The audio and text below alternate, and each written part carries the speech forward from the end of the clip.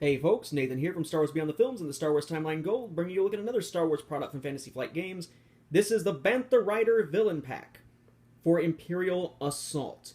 It's released alongside the Alliance Smuggler, both of which are not just figures for game pieces that you've already got as tokens. No, these are original characters.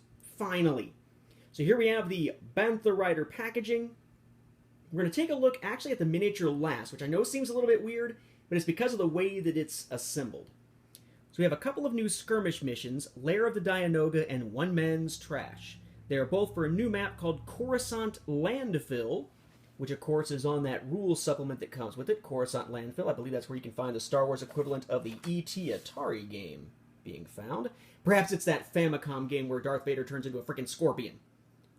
Here we have our deployment cards, Bantha Rider, and Beast Tamer as a skirmish upgrade. Interestingly, no regular version, just an elite version of Bantha Rider. We have our trio of agenda cards, Tusken Treachery. We have Into the Wastes. We have Grievous Wound and Relocated.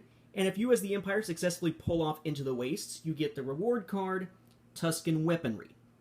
We then have some new command cards, or some command cards at least.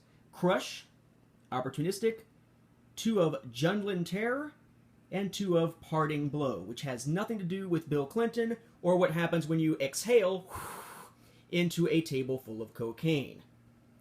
Then, of course, because we've got Into the Wastes as that agenda mission there, the side mission, we also have Into the Wastes as part of our rules supplement piece.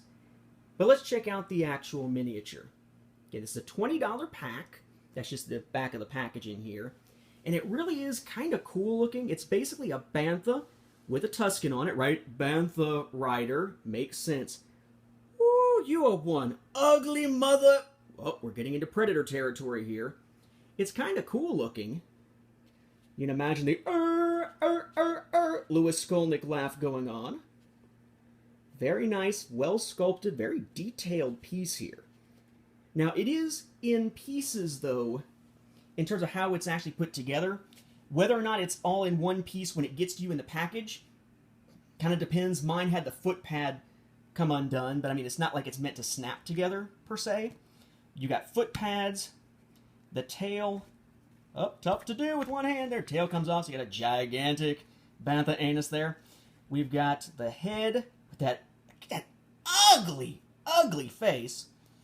The top of it comes off, leaving just the bottom, and so the head hole, and I doubt that I'll be able to do it one-handed here without running risk of damaging. Oh, there we go.